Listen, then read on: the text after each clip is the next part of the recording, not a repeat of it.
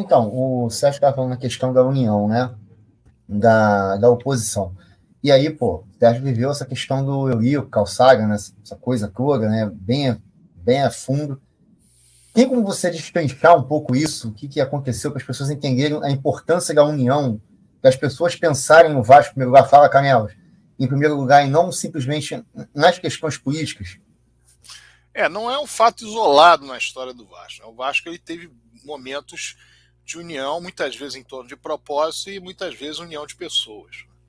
O Vasco, por exemplo, teve uma discussão lá atrás, o Vasco tinha cerca de 20 anos de vida, e havia uma grande discussão no quadro social do Vasco se o presidente do Vasco tinha que ser português ou tinha que ser brasileiro. Então aquilo ali eles se engalfiavam para discutir isso.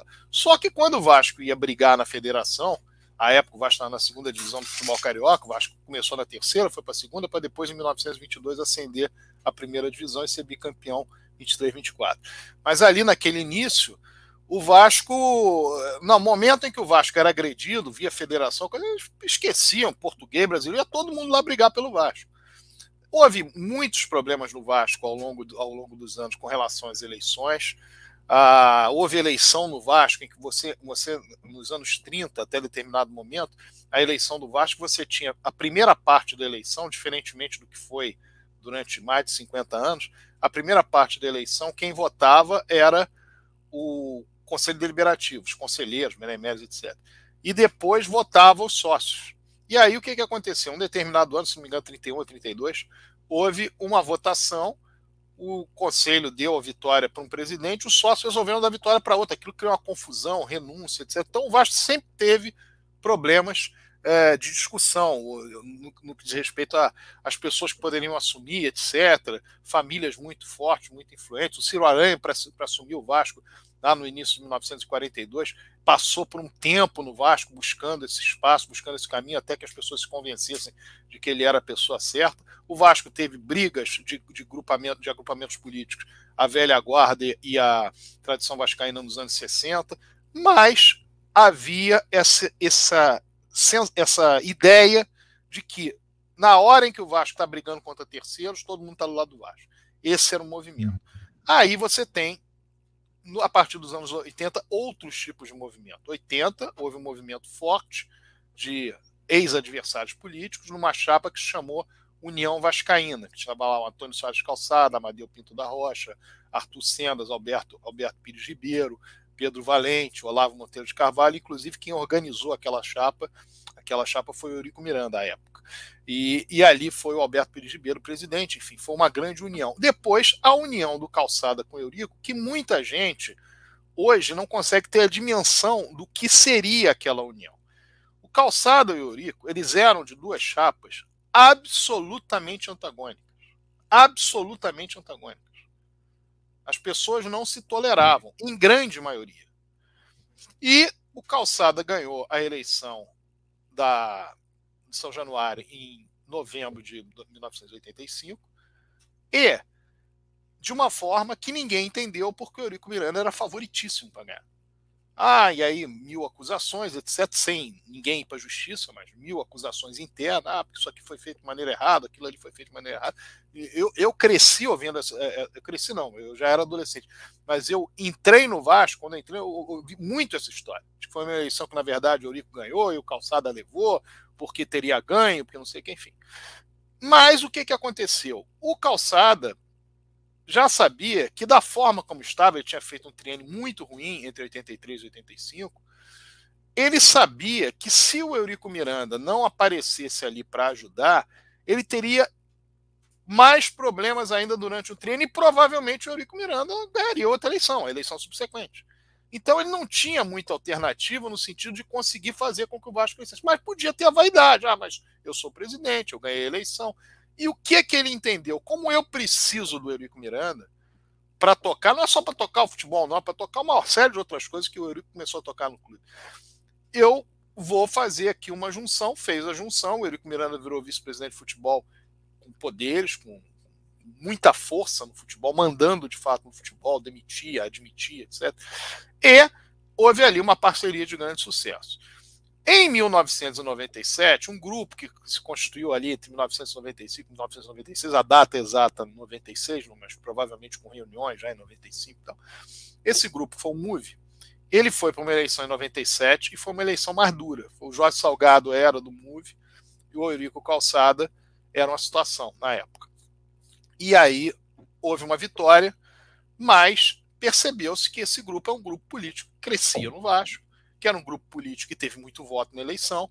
E o que foi feito? Quando o Eurico Miranda foi candidato a presidente do Vasco em 2000, ele trouxe os cabeças desse grupo para estarem com ele numa outra gestão, o que evidentemente também causou problema com as pessoas que gostavam dele, que estavam com ele. Poxa, mas esse cara estava contra você há 3 anos. Mas foi feita uma junção em nome do Vasco, mais uma vez, e muitas dessas pessoas que eram cabeças do MOVE seguiram a vida inteira delas posteriormente com o Eurico Miranda, trabalhando em cargos estratégicos, em posições estratégicas, melhor dizendo, e muitos com ele até o fim da vida dele. Aí, meu caro, é que vem a grande diferença. Eu, curiosamente, falei isso numa live agora há pouco. A grande diferença, que é quando o MOVE entra no Vasco. Era legítimo o MOVE achar que o Eurico Miranda estava fazendo uma gestão, que eles iam fazer a gestão muito melhor. Ok, isso é legítimo. Você acha que você vai ganhar uma eleição, não precisava ter sido através do golpe que deram, mas entraram. Muito bem. Ali, em 3 meses, já estava uma situação quase que irrecuperável no futebol. O MOVE pegou o Vasco em 9º lugar no Campeonato Brasileiro, após 8 rodadas. O Vasco estava 108 rodadas sem frequentar a zona de rebaixamento. Jamais havia frequentado a zona de rebaixamento no segundo turno de qualquer campeonato brasileiro deste século, desde o início do modelo de pontos corridos. E 2 rodadas depois o Vasco era 7º. Aí o MOVE começou a fazer um monte de bobagem e o Vasco, durante o período de 2, 3 meses, desandou, foi para a lanterna do campeonato. Demorou 11 rodadas para ir para a zona de rebaixamento e acabou no meio do segundo turno para a lanterna do campeonato. Faltando 10 rodadas, o Eurico Miranda, que era sabidamente pelo Brasil inteiro, por todos os vascaínos, ou 99,999% dos vascaínos, muito competente no futebol. Todo mundo dizia isso. O Eurico é competência no futebol. Ele, num programa que eu estava, Casaca no Rádio, ele disse o seguinte: se eu assumir o futebol do Vasco com amplos poderes, o Vasco não cai. O que o MOVE responde? Porque, imagina, vai acabar atrapalhando, eu não sei. Porque o que eles pensaram? Se ele assume o futebol do Vasco e o Vasco não cai, ele crescia no cenário político do Vasco e a grande preocupação deles era a política. Se o Vasco cai, caiu que se dane. Depois a gente bota a culpa nele, conta uma história, etc. E foi exatamente o que eles fizeram. Muito bem, aconteceu isso em 2008. Passam-se 13 anos. 13 anos. É tempo, hein? 2021. Há uma eleição no Vasco em 2020, 7 de novembro de 2020. O Luiz Roberto Levenciano ganha a eleição, fazem uma outra, eleição online, etc. Enfim, entram no poder lá o Jorge Salgado, a turma dele lá. O Luiz Roberto Levenciano, que tinha um projeto, que fez a campanha baseado, lastreado nesse projeto, tinha ideias para o Vasco, etc. Ele se oferece 2 ou 3 meses depois para ajudar. É ignorado. Quando o Vasco começa com papo de SAF, ele aparece dizendo: não, nós temos aqui um projeto Somamos.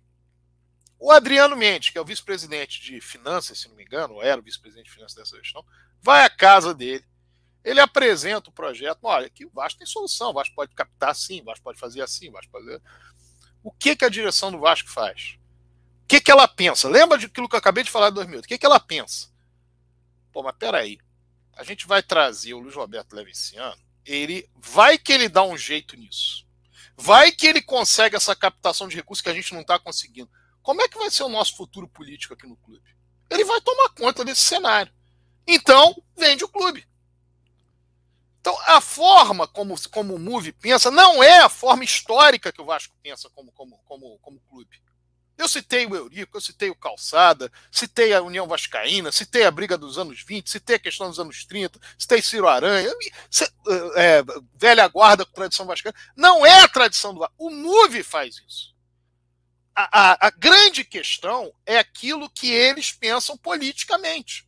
Se o Vasco vai se danar todo, que se dane o Vasco. É assim que eles funcionam. E é isso que eles querem.